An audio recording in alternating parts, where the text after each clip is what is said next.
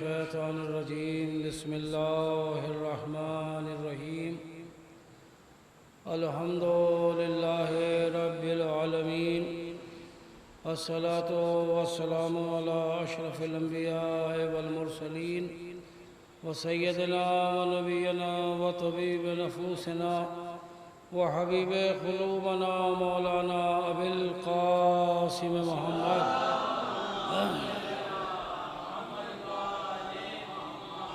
वालिहि तय्यबीन ताहिरीन अल-मासूमीन अल-मज़लूमीन वलानतुल्लाहि अला आदाइहिम अजमईन मिन यौमिना हाज़ा इला यौमिद्दीन अम्मा बाद फ़क़त क़ाल अल्लाहु तआला फ़ी किताबिहिल मजीद व हुवा अस्दक़ुस सादिक़ीन व क़ौलुहुल हक़ बिस्मिल्लाहिर रहमानिर रहीम इन्ना हदैनाहु सबीला इम्मा शाकिरन व इम्मा कफूरा सलावत भेज दे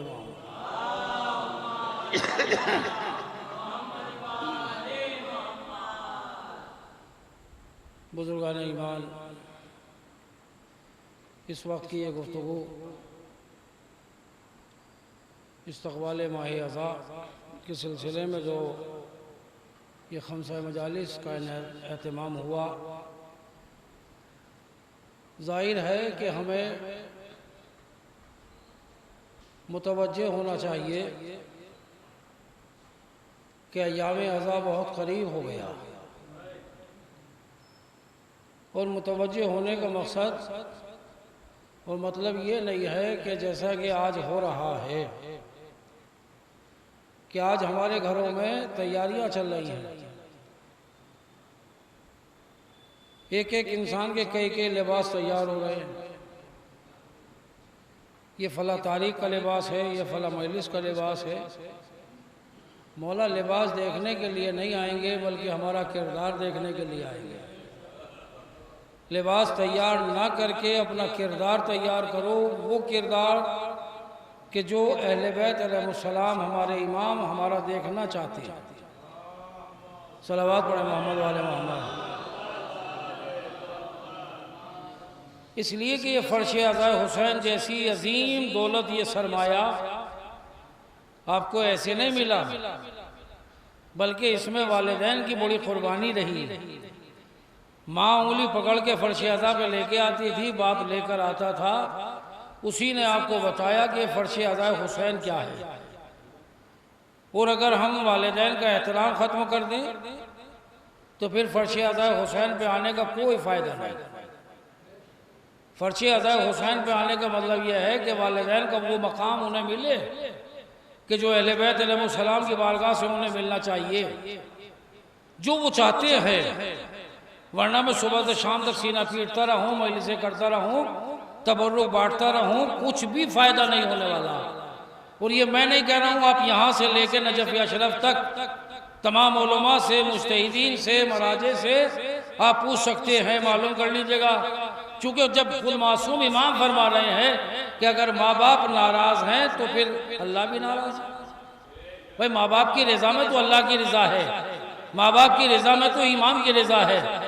लेकिन जब हमने माँ बाप को नाराज़ कर दिया तो अब आप फ़र्श अज़ा बिछाते रहें, सीना पीटते रहें, तबर्रुक लुटाते रहें, उसका कोई फ़ायदा होने वाला नहीं है। हमें तो शुक्र खुदा अदा करना चाहिए, परवरदिगार तूने ऐसे वालिदैन अता किए हैं कि जिन्होंने मौक़म हुसैन जैसी अजीम दौलत हमें दी है, मोहब्बत अहले बैत जैसी मोहब्बत हमें अता की है, दौलत अता की है। इसीलिए आपके और हमारे छठे इमाम इमाम सादिक़ अलैहिस्सलाम ने फरमाया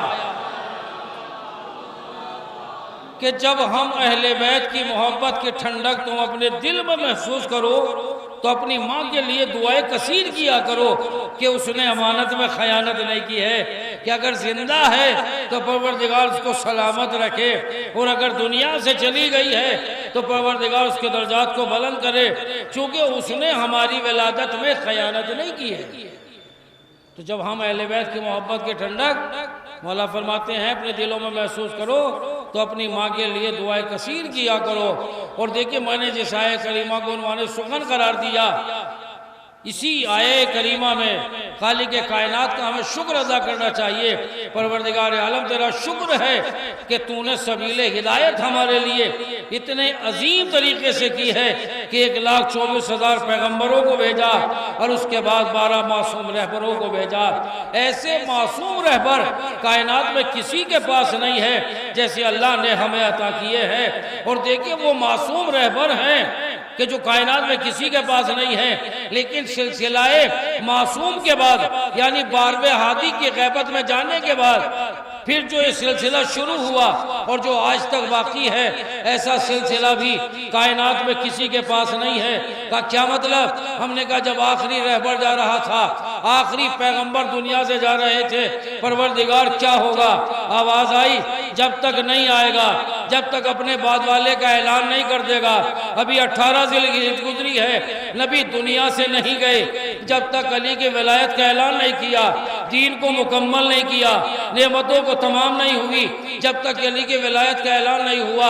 आपने देखा नबी उस वक्त दुनिया से नहीं गए जब तक कि आखिरी का ऐलान, अपने नायब का ऐलान नहीं किया है। लेकिन जब आखिरी नायब पैगंबर पर्दा गैब में जाने लगे, गैबत कुबरा में जाने लगे, मैंने कहा परवरदिगार अब क्या होगा? अब तो ये पर्दा गैब में जा रहे हैं, गैबत कुबरा का सिलसिला शुरू हो रहा है। एक मर्तबा इमाम की आवाज़ आई घबराओ नहीं, इसलिए कि हमारे जद दुनिया से नहीं गए जब तक कि बता नहीं गए, दिखा नहीं गए। सबको दिखाया भी है, बताया भी है। हम गैबत कुबरा में जा रहे हैं, लेकिन हम भी बता के जा रहे हैं हम उलमा पे हुज्जत है, उलमा तुम पे हुज्जत है। इनसे वाबस्ता रहना, इनका दामन न छोड़ना, इनसे बेखबर न होना। हम तो खुशनसीब हैं, हमारे उलमा की सीरत देखिए, हमारे उलमा का किरदार देखिए, हमारे उलमा की रफ्तार देखिए।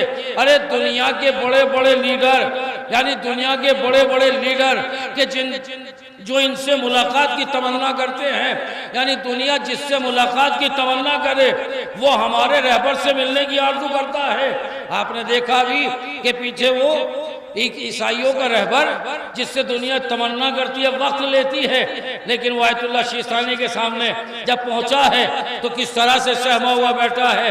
लगता था कि कोई आलिम की शान है, लेकिन जब ये बाहर निकला और इससे मीडिया वालों ने पूछा कि आपने वहाँ देखा क्या, तो उसने एक ही जुमला कहा, उन्हें समझने के लिए यहाँ का नहीं वहाँ का होना चाहिए, तब समझ सकते हैं कि इनकी शख्सियत क्या है।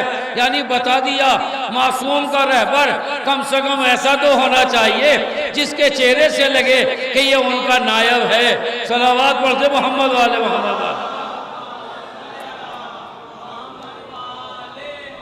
तो हम खुश नसीब हैं कि हमारे 12 मासूम रहबर हैं और उनके बाद जो उनके नायब हैं, जिन्हें आप नायब इमाम कहते हैं, जो हमारे उलमा है, जो हमारे आका है।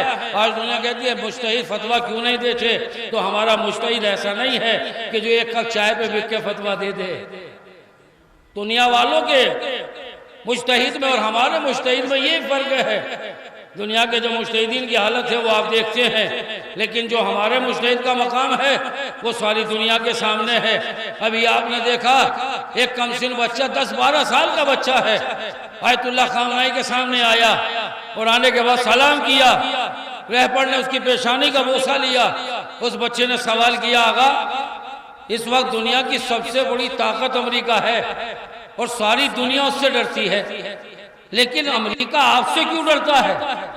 देखिए कितना अच्छा बच्चा सवाल कर रहा है, 10-12 साल का बच्चा है जो सवाल कर रहा है। आगा अमेरिका से दुनिया डरती है मगर अमेरिका आपसे डर रहा है, उसकी वजह क्या है? आगा ने उस बच्चे को सीने से लगाया और उसका बोसा लेके कहा, बेटा हम अल्लाह से डरते हैं, वो हमसे डरता है। यानी बता दिया कि अगर तुम अल्लाह से डरोगे तो दुनिया तुमसे डरेगी। क्योंकि जब आप मुसल्ले पे खड़े होकर हाथों को बुलंद करके तकबीरतुल इहराम कहते हैं, क्या कहते हैं? यही तो कहते हैं अल्लाहु अकबर। मैं गवाही दो अल्लाह सबसे बड़ा है। तो जब अल्लाह सबसे बड़ा है तो ना अमेरिका कुछ है, ना बरतानिया कुछ है, ना इजराइल कुछ है, कुछ भी नहीं है। आपके दिल में खौफ खुदा होना चाहिए। और जब खौफ खुदा होगा तो आप दुनिया की किसी ताकत से नहीं डरेंगे, क्योंकि खुद मासूम इमाम फरमाते हैं कि जिसके दिल में खौफ खुदा होता है वो दुनिया की किसी ताकत से नहीं डरता, लेकिन जिसके दिल में खौफ खुदा नहीं होता वो छोटी छोटी चीज़ों से डर जाता है। और आपके सामने है कि आपने देखा जिसके दिल में खौफ खुदा है वो कितना बड़ा लश्कर क्यों ना हो कभी नहीं डरता। करबला में देखा आपने 72 के मुकाबले में लाखों का लश्कर है, कम से कम 30,000 कम से कम का लश्कर, यानी कम से कम 2 तादाद है वो 30,000 है।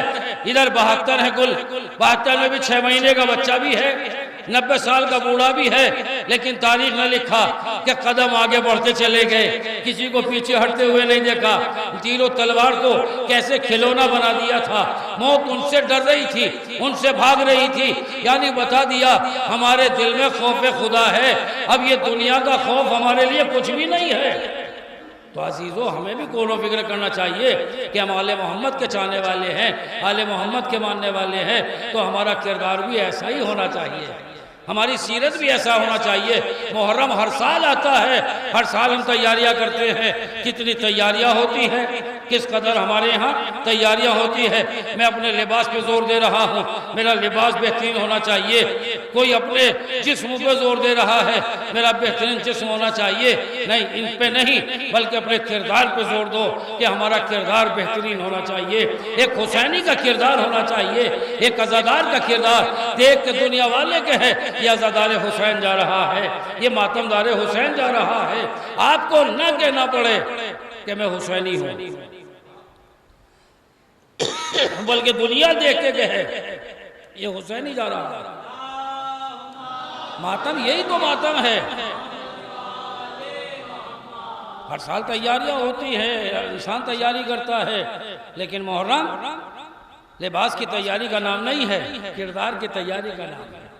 हर साल जो मुहर्रम आता है, लोग हर साल आता है, तो हर साल इसलिए आता है कि साल भर में अगर हमारे किरदार पर गुनाहों का जंग लग जाए तो हम जिक्र हुसैन की रोशनी से उस जंग को साफ करके अपने किरदार को फिर चमका लें, फिर रोशन कर लें, फिर अपने किरदार को पाकीज़ा बना लें।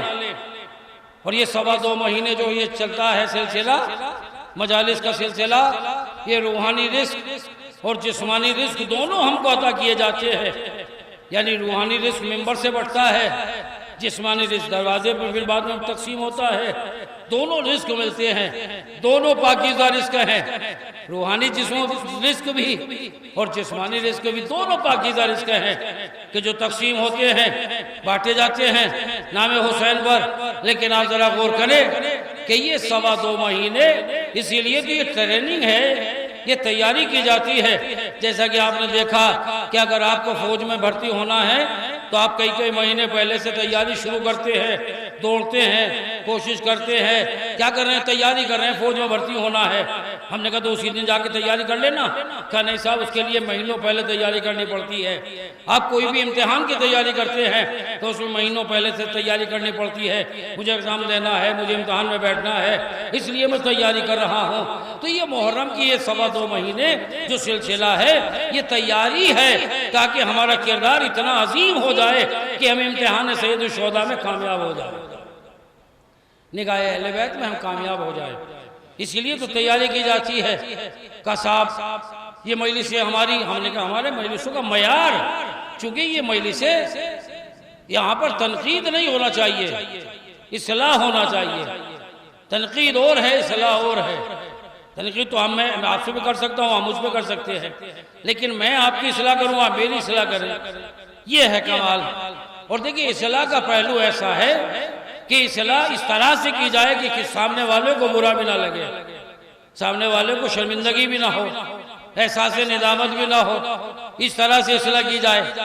ये नहीं कि किसी को डांट डपट के आप करें, नहीं, उसका तरीका भी अहले बैत अलैहिस्सलाम ने बताया। आपके सामने वाक़या मौजूद है, से मुतवज्जे करना है कि दोनों शहजादे मस्जिद में पहुंचे, देखा कि एक बुढ़ा अरब और ज़ईफ नातमा बैठा हुआ वुजू कर रहा था जिसका वुजू गलत था। अब अगर शहजादे इमाम हसन इमाम हुसैन ये कहते अम्मा तुम बुढ़े हो गए, तुम पे अभी तक वुजू करना नहीं आता, तो उधर से जवाब क्या आता, क्या जवाब आता उधर से, हम 2 दिन के बच्चे हमें सिखाएंगे वुजू करना। लेकिन दोनों शहजादों ने ये नहीं कहा, दोनों ने देखा, देखने के बाद बैठ गए। कहे शेख हम दोनों भाई वुजू करते हैं, जरा बताओ तो सही कि हम में दोनों में किसका वुजू सही है। और अब जो दोनों भाइयों ने वुजू करना शुरू किया तो शेख ने सर झुका के कहा, शहजादो तुम्हारा वुजू सही है, मैं गलती पे था, तुमने मेरी इस्लाह कर दी। तो देखिए इस्लाह का तरीका भी अहले बैत ने बता दिया कि हमें कैसे इस्लाह करना है। अगर आप मस्जिद में देख रहे हैं कि मैं मसा सही नहीं कर रहा हूं तो आप मुझे टोके नहीं। आपने देखा वो मौलाना हुसैन जो है कम मसा सही नहीं है तो आप मुझे नहीं टोके। नमाज हो गई मसलन या अभी नमाज में देर है तो आप किबला के पास जाइए, किबला मैं मसा करता हूँ, जरा देख के बतलाइए क्या मेरा मसा सही है। मैं भी मुतवज्जे हूँ, अगर मैं गलती पे हूँ तो मेरी इस्लाह हो जाएगी, मुझे एहसास भी नहीं होगा। तो इस तरीके से हम इस्लाह कर सकते हैं। अगर किसी के अंदर कोई कमी देख रहे हैं तो आप डायरेक्ट गुस्से ना कहें, बल्कि किबला के सामने खड़े हो जाएं और किबला से कहें कि किबला मैं इस अमल को अंजाम देता हूँ, मैं रुकू कर रहा हूँ, मसलन देखो क्या मेरा रुकू सही है, क्या मेरे सजदे का तरीका सही है, क्या सजदा इसी तरीके से किया जाता है। तो अगर मैं गलती पे हूं तो मेरी इस्लाह हो जाएगी। लेकिन हमारे यहाँ तो आलम यह है कि अगर किसी को देख लिया तो वो उसे रुसवा करने के लिए बुलंद आवाज से, तुम पे अभी तक मसा भी करना नहीं आता तो तुम्हारी नमाजी क्या सही होगी। तो ये अंदाज नहीं होना चाहिए। हम अहले बैत के चाहने वालों का अंदाज वही होना चाहिए जो अहले बैत अलैहिस्सलाम ने हमें अता किया। सलावत पढ़ते मोहम्मद वाले।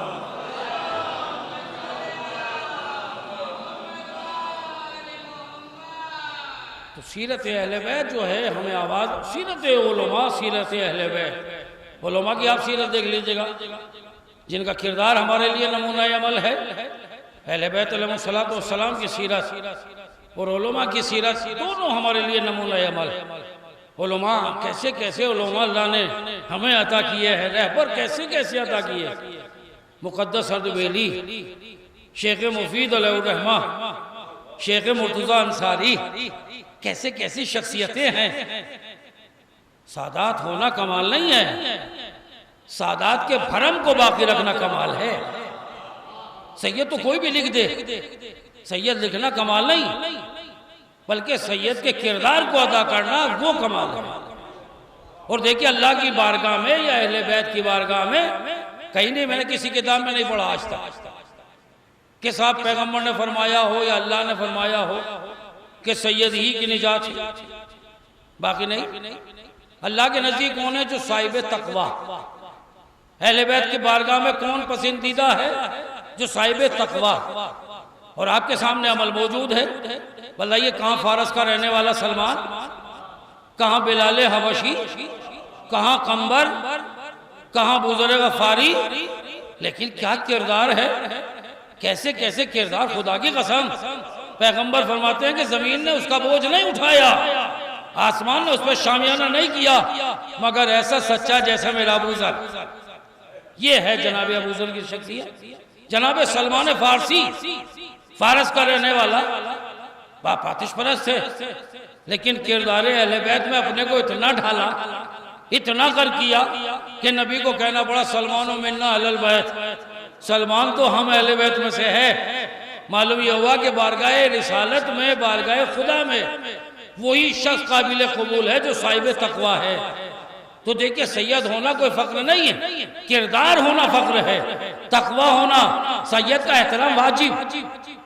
अगर एक सैयद है तो उसका एहतराम हम पे वाजिब। साहब उसका अमल तो अमल की खुद सदा पाएगा, लेकिन उसका एहतराम हम पे वाजिब है, लिहाजा हम उसका एहतराम करें।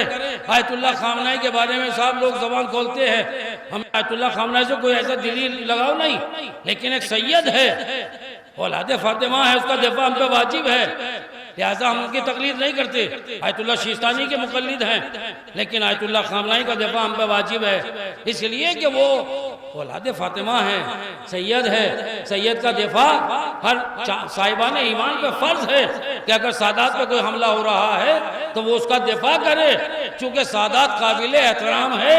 लेकिन सादात को भी चाहिए कि अपने से जो नीचे हैं उनका ख्याल रखे, जैसा अहले बैत अलैहिस्सलाम ने रखा। जैसा कि हमारे आइम्मा ने रखा। आप तारीख आप पढ़ सकते हैं, तारीखों में मौजूद है कि इमाम ने कैसे ने सीने से लगाया है। दुनिया इन्हें गुलाम बता रही थी, अहले बैत सीने से लगा के कह रहे थे हमारे यहाँ ना कोई गुलाम है ना कोई कनीज है।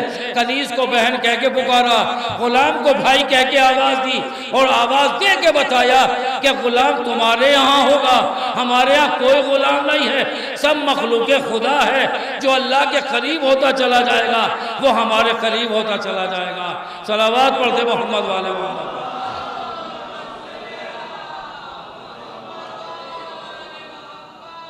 अहले बैत अलैहिस्सलाम की सीरत को आप देखिए। मौलाए कायनात जब कूफे में पहुंचे हैं और आपने जाहिर खिलाफत को संभाला, जनाब कंबर साथ है और इमाम का लिबास जो है वो इतना बोसीदा हो गया था कि वो जगह जगह से उसमें पेवन लगे हुए थे।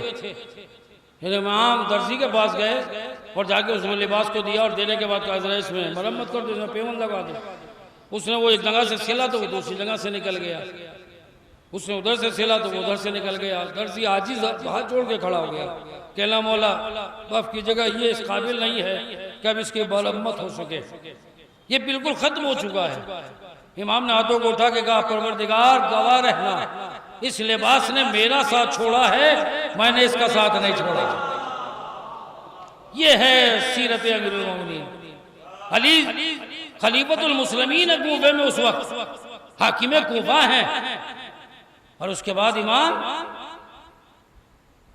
कहा चलो दो लिबास खरीदना है, बाजार गए और इमाम उस दुकान पर नहीं पहुंचे जो जानने वाला था, बल्कि अनजान की दुकान पर गए जो इमाम को पहचानता नहीं था। और इमाम ने दो लिबास खरीदे, एक 10 दिरहम का, एक 2 दिरहम का। दोनों लिबास लेकर कंबर चल रहे इमाम के साथ साथ। और भी चाहने वाले हैं, अभी सोच रहे होते कि 10 दिरहम वाला इमाम खुद पहनेंगे और 2 दिरहम वाला जो है वो कंबर को पहनाएंगे, गुलाम। लेकिन अल्लाह रे किरदारे इमामत जाने कुर्बान मौला तेरी अजमतों पर। इमाम आए और आने के बाद आपने 2 दिरहम वाला लिबास खुद लिया और 10 दिरहम वाला लिबास कंबर को दिया। कंबर लो ये तुम लिबास पहनो। कंबर ने कहा मौला ये तो आपकी शायान शान है, बेहतरीन लिबास है। तो इमाम चाहने वालों ने भी कहा मौला ये तो आप पहनिएगा। तो इमाम ये भी कह सकते थे कि नहीं हम अपने गुलाम को अच्छा पहनाते हैं। अगर इमाम ये कहते कि हम अपने गुलाम को जो है कीमती लिबास पहनाते हैं तो लिबास तो पहनता, मगर जब तक उसके जिस्म पे वो लिबास रहता एहसास गुलामी उसे सताता रहता, मारता रहता। लेकिन जाने कुर्बान मौला ने एक जुमला कहा, कंबर तुम जवान हो मैं बूढ़ा हूं। ये जवानों की शायान शान है, ये बूढ़ों की शायान शान है। सलावत पढ़ दे मोहम्मद वाले मोहम्मद।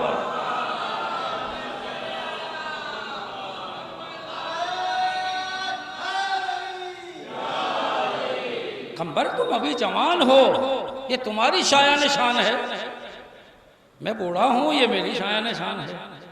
तो यही तो वजह है कि जो अली ने मिंबर पर जाके दावा किया, अय्युहन्नास है लोगों बताओ मेरे दौरे हुकूमत में अगर कोई भूखा सोया हो तो बताए, अगर कोई बरहना रहा हो तो बताए। मजमे से रोने की आवाज तो आई, मगर कोई ये नहीं कह सका अली तुम पेट भर के सो गए और मैं भूखा रह गया। कायनात का अमीर है अली, जाने कुर्बान किस तरह से मौलाए कायनात ने अपनी रियाया का ख्याल रखा है। रात के सन्नाटे में रिस्क बांट रहे हैं, रोटियां बांट रहे हैं। और आलम यह है कि मौलाए कायनात कूफे के अंदर जब अमीरुल मोमिनीन थे, खलीफतुल मुस्लिमीन थे, चूंकि मिजाज होता है इंसान का, उसी कूफे में किसी अमीर के बेटे का वलीमा था, शादी थी, वलीमा था।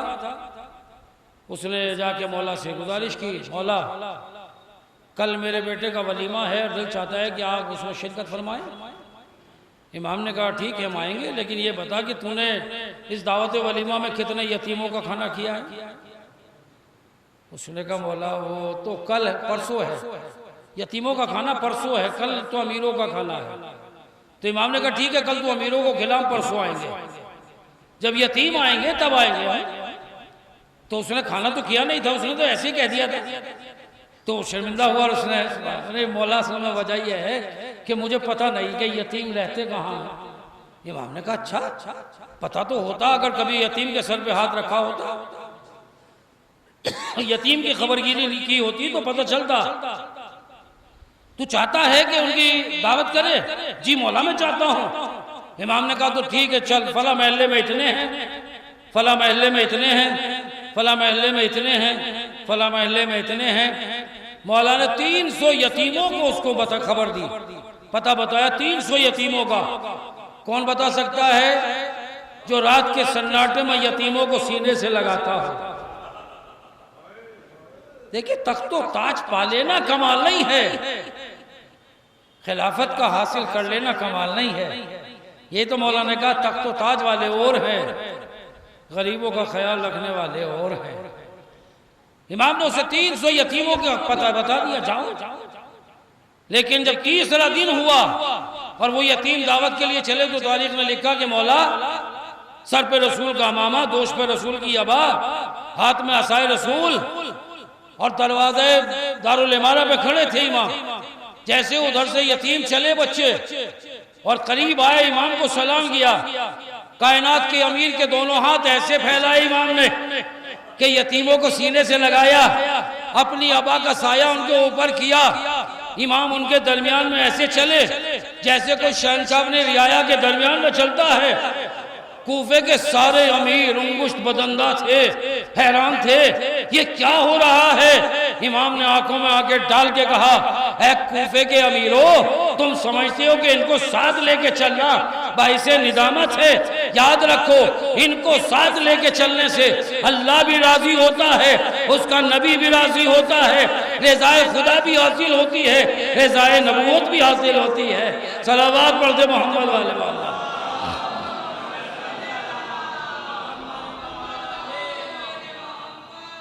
तो देखिए हमारा किरदार जो है वो अहले बैत वाला किरदार होना चाहिए। इन मजलिसों का तभी फायदा भी है, नहीं तो आप आए हराने के बाद 1 घंटा बैठे और 1 घंटा बैठ के जो मौलवी ने पढ़ा इधर से सुना, इधर को निकाला, तबर्रुक लिया और अपना चले गए। साहब जबरदस्त मजलिस हुई, क्या हुआ साहब? बहुत नारे लगे, जाकिर ने हाथ पैर बड़े पीटे मिंबर पर, खूब नारे लगे मजलिस में। चूंकि आज का मजलिस का कामयाबी का मयार ये रह गया, जब तक जाकिर मजमे को डांटता नहीं मैं क्या कह रहा हूं और आपने सुना क्या है, आपने तवज्जो नहीं दी है, तब तक मजमा भी सोचता कि ये कुछ नहीं पढ़ रहा।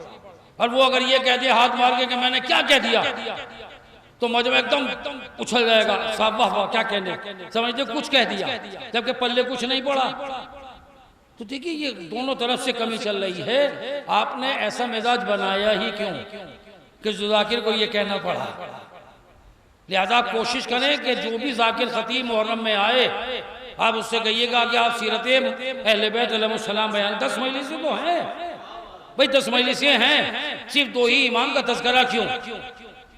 मौलाए कायनात की चंद जंगें, थोड़ा सा वाक़यात, इमाम हुसैन के 2-3 वाक़यात बस, फितरुस का पालो पढ़ देना, राहिब को बेटे देना, है ना, राहिब को बेटे देना, लिबास जन्नत का आ जाना, चंद वाक़े 2-3 वाक़े इमाम हुसैन के, उसके बाद मसायब, ना इमाम हुसैन इमाम हसन की सवाने हयात, ना इमाम सज्जाद के फ़ज़ाइल, ना इमाम बाकर के फ़ज़ाइल, ना इमाम जावेद सादिक के फ़ज़ाइल, ना इमाम मूसा कासिम के फ़ज़ाइल, ना इमाम रज़ा के फ़ज़ाइल। जबकि हमारे किसी भी इमाम के फ़ज़ाइल कम नहीं है, जो कमाल उधर है वही कमाल इधर है। चूँकि ये सारे के सारे मोहम्मद हैं, चाहे सूरत से सूरत मिला लेना, सीरत से सीरत मिला लेना, रफ्तार से रफ्तार मिलाना, गुफ्तार से गुफ्तार मिलाना, सारे मोहम्मद है। कमालात भी वही है, यानी अंदाज भी वही है, रफ्तार भी वही है, सूरत भी वही है, सीरत भी वही है। तो जब ये तमाम एक है तो फिर फजाइल क्यों नहीं बयान होते हैं? आप खतीब से कहिएगा, हर मजलिस में एक इमाम का तज़किरा करे तो फिर पता चलेगा हमारे इमाम के कमालात क्या हैं, हमारे इमाम के फ़ज़ाइल क्या हैं, हमारे इमाम की शान क्या है। अरे बड़ी बड़ी हुकूमतें, वो बड़े बड़े खलीफा जो अपने को खलीफा कहला रहे थे, जो इमाम को कैद खाने में रखे हुए थे, लेकिन जब जब भी मुसीबतों में फंसते थे कैद खाने के दरवाजे पे आते थे, दरवाजे को खोलते थे, हाथ जोड़ के कहते थे फर्जंद रसूल इस्लाम पे वक्त आ गया, इस्लाम की मदद कीजिएगा। और इमाम मदद करते थे। जब किसी ने कहा मौला अरे ये तो दुश्मन है, आपको कैद खाने में रखे हैं, फिर आप इसकी मदद क्यों कर रहे हैं? इमाम ने कहा हम मुश्किल कुशा के फर्जंद हैं, हम नबी के वारिस हैं, हम दीन खुदा के वारिस हैं, अगर हम नहीं मदद करेंगे तो फिर कौन करेगा? सलावत पढ़ दे मोहम्मद वाले मोहम्मद वाले।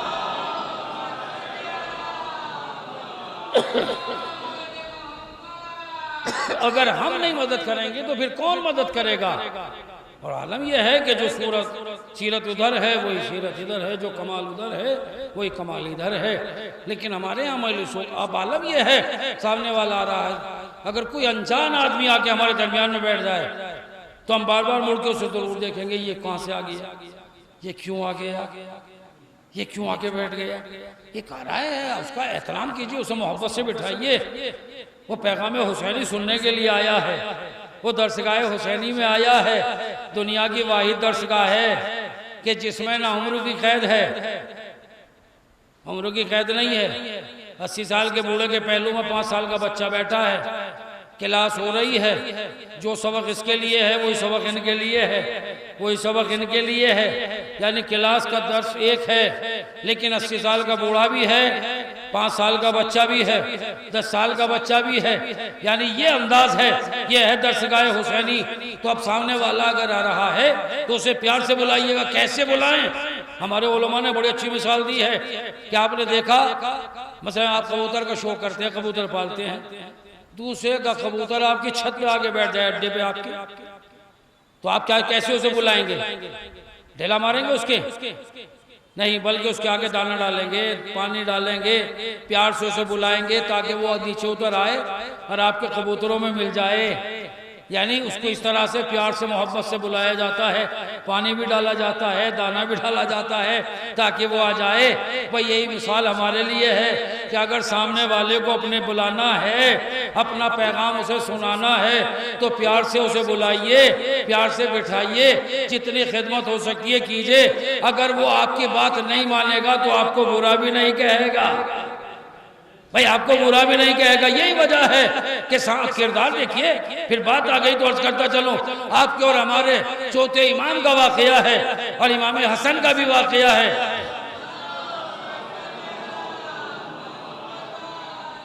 दो मासूम इमामों का वाकया है, चौथे इमाम का वाकया है कि इमाम जा रहे थे मदीने में, एक रास्ते गुजर रहे थे, एक दुश्मन इमाम को देखकर उसने देखने के बाद इमाम की शान में गुस्ताखी शुरू की।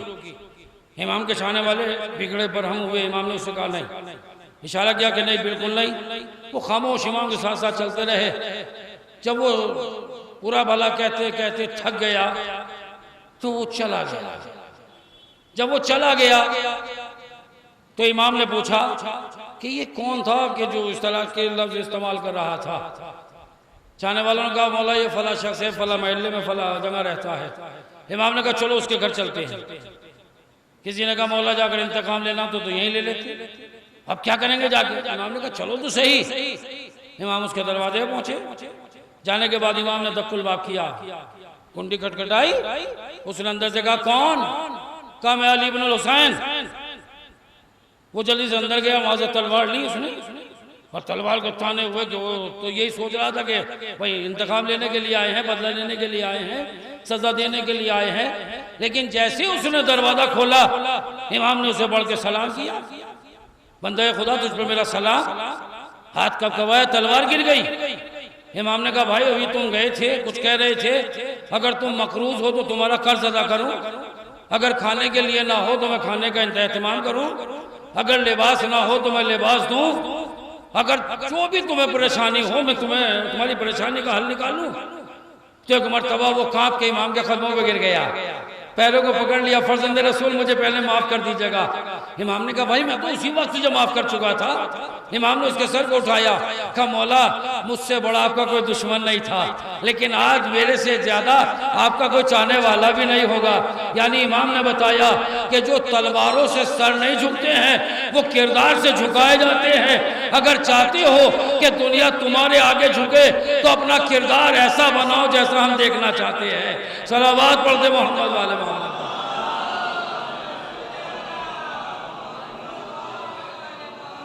तो किरदार से दिल जीता जाता है, किरदार से इंसान का दिल जीता जाता है। इमाम हसन का भी वाकया है कि मर्द शामी एक शाम से आया था, माविया का अमीर शाम का जो है वो करीबी था।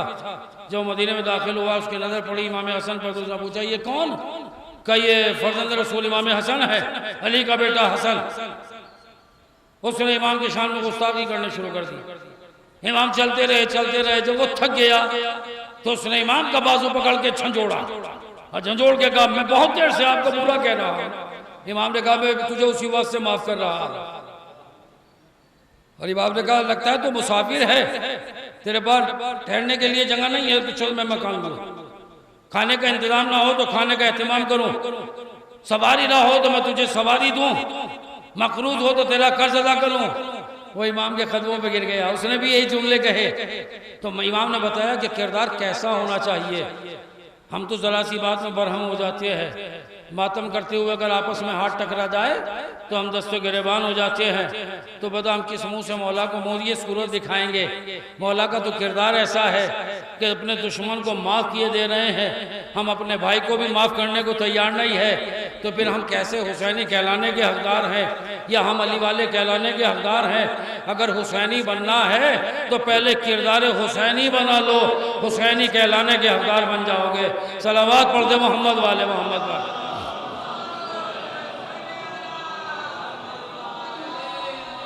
वरना इन मजलिसों का कोई फ़ायदा नहीं है। मैंने अभी जिक्र किया, इब्तिदा मजलिस में जुमला कहा था और अब मैं आखिर में भी ये जुमला कह रहा हूँ अपने नौजवानों से, खुसूसन अपने नौजवानों से, अपने छोटे भाइयों से।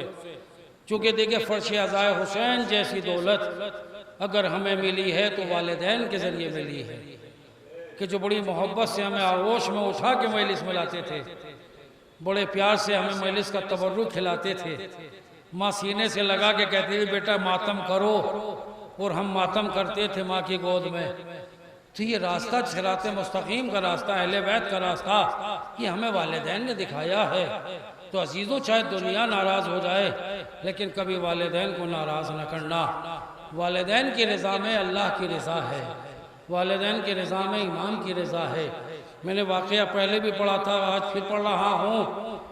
और बस इसी के बाद रखते मसायब कि आपके और हमारे आलिम दीन अहमद हसन खुरासानी का मशहूर वाक़या कि वो नजफ़ अशरफ में मौलाए कायनात के हरम में ज़री अक़दस को पकड़े हुए महवे मुनाजात थे, दुआ कर रहे थे कि अचानक कान में आवाज़ आई कि किसी ने इमाम को सलाम किया, अस्सलामु अलैका या अमीरुल मोमिनीन। ज़री अक़दस से जवाब सलाम की आवाज़ बुलंद हुई। इमाम ने उसके सलाम का जवाब उसे अता किया। आलिम दीन ने घबरा के ज़री को छोड़ा। कौन खुश नसीब है जिसके सलाम का जवाब खुद इमाम अता कर रहे हैं? जाहिर सी बात है, अगर किसी के सलाम का जवाब इमाम अता करें तो कितना बड़ा वो खुश नसीब है। इन्होंने मुझसे मुड़ के देखा, आलिम दीन ने कौन है, देखा कि बाहर सदर दरवाजे पे, बाहर दरवाजे पे, सदर दरवाजे पे एक जवान गर्द गुबार माटा हुआ, बिखरी हुई जुल्फे, बोसीदा लिबास, और उसने वहीं से सलाम किया इमाम को।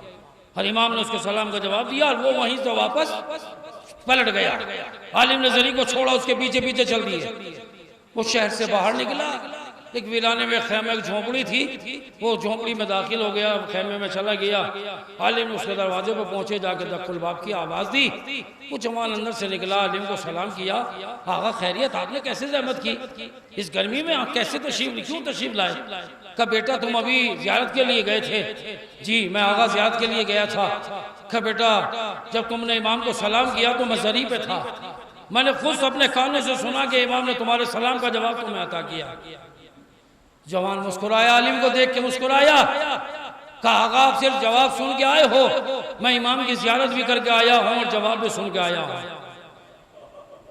अब जो ये सुना तो आलिम तो बेचैन हो गए, आलिम दीन है अहमद हसन खुरासानी आगे बढ़े, उस जवान को सीने से लगा लिया, पेशानी को चूमा और हाथों का बोसा लेके कहा बेटा फिर ये बता दे कि जब तू ज़ियारत भी करके आया है और जवाब भी सुन के आया है तो फिर तू ज़री तक क्यों नहीं गया, इमाम के करीब क्यों नहीं गया, कदम बोसी करता, मुसाफिया करता, अंदर क्यों नहीं गया? तो उसने हाथ पकड़ा आलिम दीन कर लेके खेमे के अंदर गया। अब वो कहते कि जब मैं खेमे के अंदर गया और मैंने अंदर का मंजर देखा तो मैं लरस कर रह गया। मैंने देखा कि उस खेमे में एक नाबीना, हाथों पैरों से अपाहिज, बीमार और लागर, एक ज़ईफ़ा पड़ी हुई बिस्तर पे कर आ रही थी। उस जवान ने कहा आगा ये मेरी बूढ़ी माँ है जो नाबीना है, अपाहिज है, मेरी माँ का सिर्फ इतना ही हुक्म है, इतनी इजाजत है।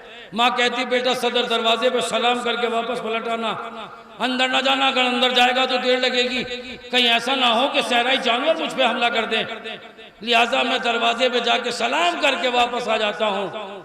लेकिन जब मैं पहली बार गया और जाके मैंने सलाम किया, इमाम की बारगाह में सलाम पेश किया तो मेरे इमाम सरी से बरामद हुए और जवाब सलाम के बाद इमाम ने फरमाया है जवान पलट जा, उसकी इताअत वाजिब है, हम तुझसे राजी हैं, तू हमसे राजी है। मालूम यह हुआ कि अगर दुनिया में माँ बाप राजी है तो फिर अल्लाह भी राजी है, इमाम भी राजी है। सलावत पढ़ते मोहम्मद वाले वाले।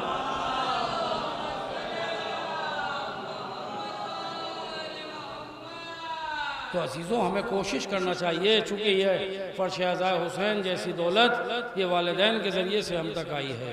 वालिदैन का एहतराम वाजिब है, झड़कना नहीं। हमने देखा है कि नौजवान हाथ में जंजीर लेके घर से निकल रहा है, बुखार है, बीमार है लड़का, लेकिन बूढ़ी माँ ने रोका बेटे को, बेटा रुक जा, तेरी तबीयत ठीक नहीं है, इस साल नहीं आइंदा साल कर लेना माता। लेकिन बेटा झड़कना नहीं, हटो पीछे, मैं तो अभी करूँगा। और वो जाके मातम करे तो क्या उसको उसकी जज़ा मिलेगी? इमाम फरमाते हैं जिसे झड़क के आया पहले उसे राज़ी कर, इसे इसलिए कि उसे तो कुरान कह रहा कि उफ करने का भी आपको हुक्म नहीं है, उसे उसके तो जवाब में आप लफ्ज़ उफ तक नहीं कह सकते। लिहाजा झड़कना तो बहुत बड़ी बात है। लिहाजा पहले अज़मत वालिदैन को समझें, अज़मत अज़ा को समझें कि अज़ा की अज़मत क्या है। ये फ़र्श अज़ाए हुसैन बड़ी अजीम नेमत है। खुदा की कसम मजलिसों का एहतराम करो, तबर्रुक का एहतराम करो। ये नहीं कि बस जितना मिल जाए इतना कम है। तबर्रुक का हमारा आलम ये होना चाहिए जितनी हमें ज़रूरत है इतना लें, इसलिए कि घर जाके ख़राब करने से बेहतर है कि किसी गरीब तक चला जाए, किसी मुस्तहक़ तक चला जाए। तबर्रुक पेट भरने का नाम नहीं है। अल्लाह ने तबर्रुक में इसीलिए शिफा रखी है ताकि तुम इससे शिफा, अपने मर्ज़ों की शिफा लो, तुम अपने मर्ज़ों को, अपनी बीमारियों को ठीक करो। दुनिया की वो बीमारियां जो लाइलाज हैं, उन बीमारियों के लिए अगर कोई शे दवा है तो उसका नाम है तबर्रुक मजलिस हुसैन अलैहिस्सलाम। लेकिन अकीदत भी हो, अकीदा भी हो, मोहब्बत भी हो, खुलूस भी हो, तो यकीनन इस तबर्रुक में अल्लाह ने शिफा रखी है। तो अजीज़ों तबर्रुक का एहतराम करें। मशहूर वाक़या है, एक आलिम, नजफ़ अशरफ के आलिम, बड़े पैमाने के ख़तीब थे, उलमा के घरों में मजलिसें पढ़ते थे, जैसे आयतुल्लाह शिस्तानी, आयतुल्लाह खुई। आशूर के दिन छोटे छोटे बच्चे, 10-10, 8-8, 10-10 साल के बच्चे 10-12 उनके पास आए और आने के बाद कहा आगा हमारी तमन्ना है कि आज आशूरा की मजलिस आप हमारी पढ़ दीजिए।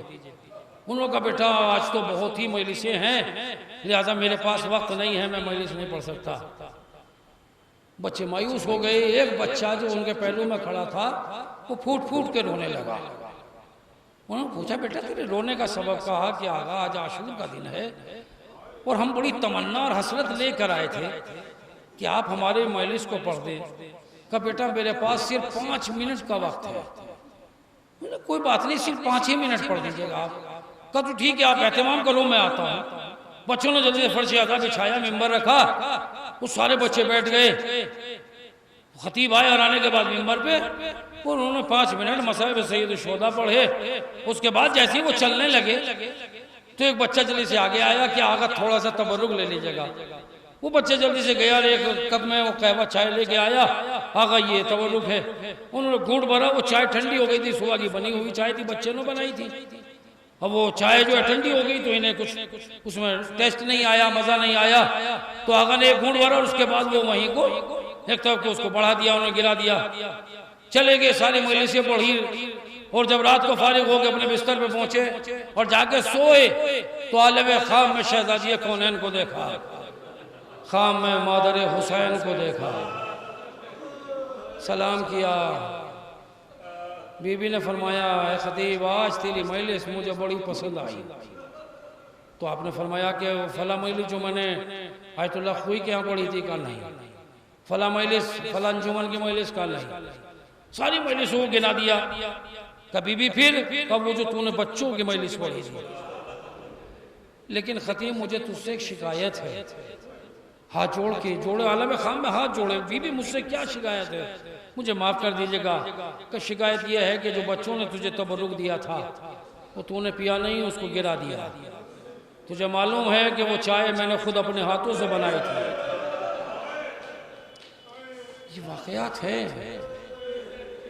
और देखिए मजलिस हुसैन, कभी ये ना सोचे आप कोई भी अज़ादार, चाहे वो मरसी वाला जाकिर हो या मुझ जैसा कोई मिंबर वाला हो या कोई नोहे वाला जाकिर हो, जाकिर हुसैन जो भी है, ये ना सोचे कि मजमा हो तो मैं पढ़ूं। इसलिए कि तसव्वुर ये हो कि बस मैं मादर हुसैन को सुनाना चाहता हूँ, बीबी को सुनाना चाहता हूँ। बीबी ही अगर सुन ले तो फिर मजमे की क्या ज़रूरत है? बीबी की रज़ा के लिए तो पढ़ रहे हैं, मजमे की क्या है भाई? आप अभी मैं मजलिस से उतरूंगा, मजलिस पढ़ के उतरूंगा, आप फौरन कहेंगे मौलाना सुभान अल्लाह, बस इतना ही तो कर सकते हैं। लेकिन ज़रा बीबी के दिल से पूछें तो कभी ये एहसास न करना। मशहूर वाक़या है नजफ़ अशरफी का कि एक आलिम दीन मौला के हरम से निकल रहे थे। एक मस्तूर बुरखे में लिपटी हुई दरवाजे हरम पे खड़ी थी, इमाम के दरवाजे पे खड़ी थी। जैसे आलिम दीन आए तो उन्होंने सलाम किया। ज़ईफ़ा ने कहा कि आगा क्या मजलिस पढ़ लेते हो? कभी भी हाँ मैं जिक्र इमाम हुसैन कर लेता हूँ। कहा चलिए मेरे यहाँ मजलिस है, हाँ मजलिस पढ़ दीजिएगा। वो ज़ईफ़ा आलिम दीन को लेके अपने घर आई, दरवाज़ा खुला, देखा कि फर्शियादा बिछी थी, मिंबर रखा हुआ था। ज़ईफ़ा फर्शियादा पे बैठ गई, आलिम से कहा बिस्मिल्लाह। अब ऐसा मंजर, आलिम कहते कि मैं परेशान हो गया कि मैं क्या पढ़ूं। भाई वहां से तो एक तस्वुर लेके चले थे, भाई माइक होगा, मजमा होगा, लेकिन यहाँ तो कुछ भी नहीं, ना माइक है ना मजमा है, सिर्फ एक ज़ईफ़ा सुनने वाली है और मैं पढ़ने वाला। कहते कि जो भी मुझसे मुमकिन था 10-5 मिनट मैंने पढ़ा, पढ़ के मजलिस को ख़त्म किया और मजलिस ख़त्म करके जब मैं चला तो ज़ईफ़ा से जो मयसर था उसने वो तबर्रुक मुझे अता किया। और उसने तबर्रुक देते हुए कहा कि आगा बहुत बहुत शुक्रिया, लेकिन आइंदा साल इसी तारीख को याद रखना।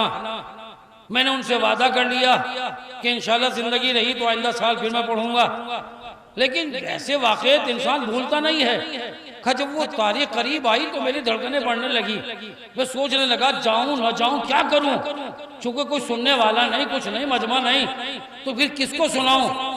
हर की ये हुआ कि वो दिन सुबह का नमोदार हुआ जिस दिन जाना था, और मैंने ये फैसला किया कि बस जाना नहीं, कैंसिल कर रहा हूँ। और उसके बाद मैंने खाना खाया, खा के मैं अपने बिस्तर पर जाके लेट गया। अचानक मुझे नींद आ गई। आलम खाम में मैंने शहजादी को देखा। बीबी ने फरमाया खतीब क्या मजमे के लिए पढ़ते हो या हमारे लिए पढ़ते हो? मेरे लाल की कनीज जो है, मेरी कनीज जो है वो इंतजार में बैठी है जिससे तूने पिछले साल वादा किया था। ये कहता आलिम दीन में ख्वाब से बेदार हुआ, जल्दी से अपना असर पे अमामा रखा, अपना लिबास पहना, फौरन दौड़ा उधर और जाके उसका दरवाजा खटखटाया। देखिए ये है रूहानियत, ये है कुर्बत। बस जैसे दरवाजा खटखटाया अंदर से आवाज आई, दरवाजा नहीं खोला अभी, अंदर से आवाज आई, जब तक नहीं चले, जब तक डांट नहीं पड़ गई। ये है कल्ब की नूरानियत, कि जो यहाँ हो रहा था वो बीबी वहाँ से देख रही थी। यानी कल्ब इतना पाकीज़ा होना चाहिए, किरदार इतना पाकीज़ा होना चाहिए कि जो मासूम को देखने में भी हमें कोई परेशानी ना हो। सलावत पढ़ते मोहम्मद वाले मोहम्मद पर।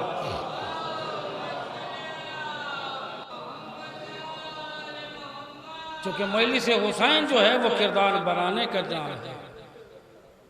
मुहर्रम का जब चाँद नमूदार होता है, अल्लामा दरबंदी लिखते हैं कि जब मुहर्रम का चाँद नमूदार होता है तो शाम में रोज़ा ज़ैनब में ज़लज़ला सा आता है और बीबी तड़प के अपने कब्र से निकलती हैं और रोती हुई ज़िंदाने शाम में जाकर एक छोटी सी कब्र पर फरियाद करके कहती है, बेटी मुहर्रम का चाँद नमूदार हो गया, बेटी तेरे बाबा के अज़ादार फर्श अदा पे आ गए। सकीना ज़ख्मी कानों को लिए हुए कब्र से निकलती है बच्ची, और ये दोनों बच्चियाँ रोती हुई आती हैं मदीना जन्नतुल बकी में। माँ की कब्र पे आके ज़ैनब आवाज़ देती है, अम्मा उठो, भैया के अज़ादार फर्श अदा पे आ गए, अम्मा क्या तुम नहीं चलोगी? फातिमा ज़हरा ज़ख्मी पहलू लिए हुए कब्र से निकलती है और ये तीनों बेटियां फर्श अदा पे आके बैठ जाती है। एक नबी की बेटी, एक अली की बेटी, एक हुसैन की बेटी। मगर जब अज़ादारों के रोने की आवाज़ बुलंद होती है तो छोटी बच्ची पुपी की गर्दन में बाहें डाल के पूछती है, पुपी अब्बा ये रोने वाले कौन है? तो एक मर्तबा ज़ैनब तड़प के कहती है, बीबी ये तेरे बाबा के आज़ादार है, ये तेरे बाबा के चाहने वाले हैं। बच्ची तड़प के कहती, पुपी अम्मा काश अगर ये करबला में होते, मेरा भैया अली असगर प्यासा शहीद न होता। अजर कमल अल्लाह। रवायत कहती है कि सदा के लिए कैसी कैसी कुर्बानियाँ। रवायत के अल्लामा दरबंदी ने लिखा कि एक ज़ईफ़ा जो हर साल मुहर्रम करती थी, मजालिस से बाशरा करती थी, उसका अदा खाना था, ताज़िया उठाती थी, उसके ज़ईफ़ा के उस बेवा के एक बेटा था, लेकिन अय्याम अज़ा से चंद रोज़ पहले वो बच्चा बीमार हुआ बेटा, और उसी बीमारी में वो दुनिया से चला गया। बेटे का जनाजा तैयार हुआ और जब माँ को जनाजे पे लाए तो माँ ने रोके एक जुमला कहा, बेटा तू भी जा रहा है तो बता मेरे आका की फर्श अज़ा कौन बिछाएगा, मेरे आका के अज़ादारों की खिदमत कौन करेगा, हुसैन के अज़ादारों की खिदमत कौन करेगा। महल्ले के अज़ादार बच्चे नौजवान आगे बढ़े और बढ़ने के बाद कहा है, मादरे मेहरबान तू रो नहीं, घबरा नहीं, हम वादा करते हैं फर्श अदा हम बिछाएंगे, अज़ादारों की खिदमत करेंगे, तू घबरा नहीं। और तारीख ने लिखा, कहते हैं लमदरबंदी के मुहर्रम का चांद हुआ, महल्ले के नौजवान आए और उस ज़ईफ़ा के घर में फर्श अदा बिछाई, सफाई की, फर्श अदा बिछाई, अज़ादारों को पानी पिलाया, उनकी खिदमत की, यहाँ तक कि आशूर का दिन आ गया। और जब आशूर का दिन आया और ताज़िया उठा तो बीबी ताज़िए के पीछे पीछे रोती हुई चली, और एक मर्तबा जब करबला में ताज़िए को दफन कर दिया गया, सारे अज़ादार रोते हुए अपने अपने घरों को वापस आ गए, मगर ज़ईफ़ा वहीं बैठी हुई रोती रही। रोते रोते ख्याल आया, अरे मेरा बच्चा भी तो अज़ादार हुसैन था, चल के बेटे से कहूँ, बेटा तू सो रहा है, मेरी शहजादी का घर उजड़ गया, मेरा आका शहीद हो गया। कहती है कि जब मैं बेटे की कब्र पे आई तो मैंने देखा कि एक ज़ईफ़ा उस कब्र पे बैठी हुई मातम कर रही थी। मैंने तड़प के कहा, ए बीबी ये मेरे बेटे की कब्र है, कहा ये बता दे तू कहाँ से आ रही है। कहा मैं आका हुसैन की कब्र से। कहा अरे तू मेरे लाल का मातम कर रही थी, मैं तेरे लाल की कब्र पर गिरिया कर रही हूँ। वाह हुसैना वाह मजलूमा इलाही बहक़ ज़हरा व बिहा व बालिहा व बनी। माबूद तुझे वास्ता मोहम्मद वाले मोहम्मद का हमारी इस मुख्तसर सी इबादत को कबूल फरमा, हमारे गुनाह कबीरा और सगीरा को माफ़ फरमा, जो मोमिन मोमिनात बीमान को शिफा कुल्ली अता फरमा, जो मखरूज़ हैं उनके क़र्ज़ को अदा फरमा, जो परेशान हाल है उनकी परेशानियों को दूर फरमा, परचम इस्लाम को सरबुलंद फरमा, मज़ारात मुक़द्दसा की हिफाजत फरमा, हमारे उलमा की हिफाजत फरमा। परवरदिगार तुझे वास्ता मोहम्मद वाले मोहम्मद का हमारे इमाम के ज़हूर में ताजील फरमा, हम सबको उनके नासिरों में शुमार फरमा। रब्बना तक़ब्बल मिन्ना इन्नका अंतस समीउल अलीम।